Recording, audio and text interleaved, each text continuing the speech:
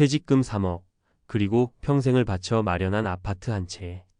우리 세대에게 이 두 가지는 성공적인 삶의 증표이자 든든한 노후의 버팀목이었습니다.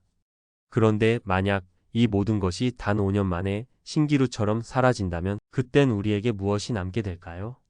이것은 결코 먼 나라의 이야기가 아닙니다.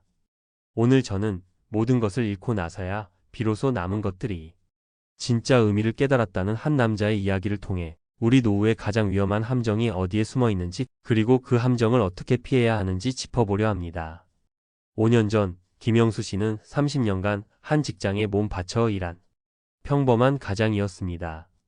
그의 손에는 퇴직금 3억 원과 가족의 역사가 고스란히 담긴 시가 6억 원짜리 아파트 한 채가 들려 있었죠. 그는 희망에 부풀었습니다. 하지만 동시에 국민연금만으로는 부족할 것 같다는 막연한 불안감이 마음 한구석에 자리 잡고 있었습니다. 이대로는 안 된다. 뭔가 더 해야 한다. 는 압박감이 그의 어깨를 짓눌렀습니다. 문제의 시작은 아주 가까운 곳에서 가장 믿었던 사람에게서부터였습니다. 오랜 친구가 어느 날 술 한 잔을 기울이며 자신이 투자에 큰 재미를 보고 있다는 해외 부동산 펀드를 추천했습니다. 연 10% 수익 보장이라는 말은 김영수 씨의 불안한 마음에 기름을 부었습니다. 한 금융 관련 연구기관의 조사를 보면 우리 50, 60대 10명 중 4명은 퇴직금을 지인의 권유에 의존해 투자한다고 합니다. 김영수 씨 역시 그 통계 속 한 명이었습니다. 그는 큰 고민 없이 퇴직금 3억 중 2억 원을 친구가 알려준 곳에 투자했습니다. 하지만 2년 뒤 그의 통장에 남은 것은 원금의 3분의 1도 채 되지 않는 처참한 숫자뿐이었습니다. 2억 원이라는 거대한 손실은 김영수 씨를 극심한 불안과 조급함의 늪으로 밀어넣었습니다. 어떻게든 이 손실을 만회해야 한다는 생각만이 머릿속을 가득 채웠습니다. 바로 그때 마치 구세주처럼 보였던 유튜브 광고 하나가 그의 눈에 들어왔습니다. 유명 투자 전문가가 직접 운영하며 엄청난 수익을 내준다는 주식 리딩방이었죠. 그들은 정말 치밀했습니다.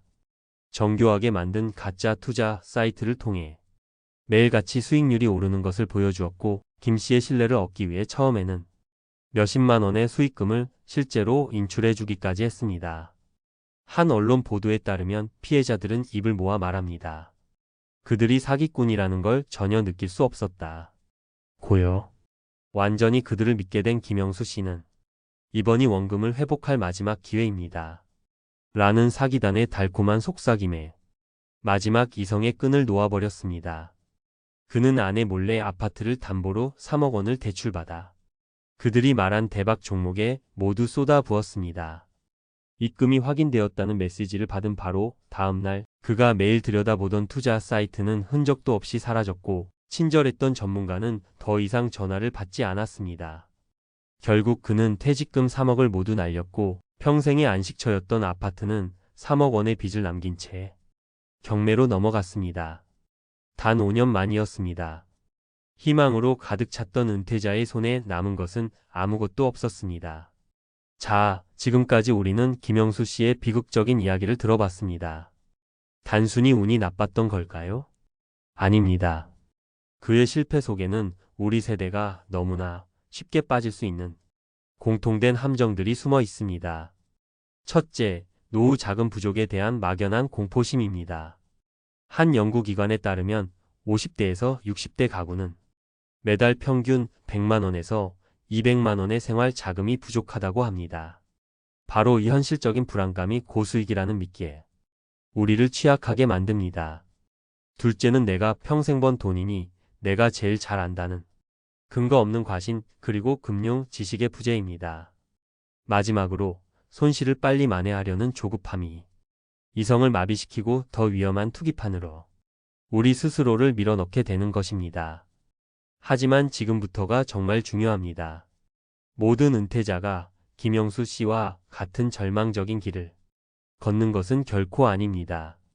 김 씨와 비슷한 시기에 퇴직금 2억 5천만 원을 받은 이지혜 씨의 사례를 보겠습니다.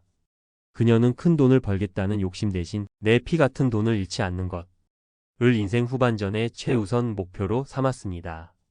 그녀는 퇴직금을 받자마자 섣불리 투자하지 않고 즉시 개인형 퇴직연금, 즉 IRP 계좌로 옮기는 것부터 시작했습니다. 이지혜 씨의 첫 번째 선택은 공부였습니다. 그녀는 전문가, 리딩방 대신 금융기관에서 제공하는 디폴트 옵션, 즉 사전지정 운용제도 상품들의 안내서를 꼼꼼히 읽기 시작했습니다. 그리고 자신의 돈을 안정적인 채권원 합형 펀드와 장기적으로 시장의 성장에 따라가는 TDF, 즉 타겟 데이트 펀드에 나누어 담았습니다. 그녀의 연평균 수익률은 4에서 5%대로 누군가에겐 시시하게 보일 수 있습니다.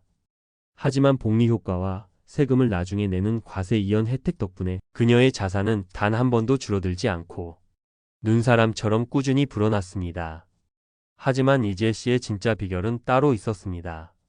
그녀는 자신의 노후 소득을 3층짜리 집으로 설계했습니다.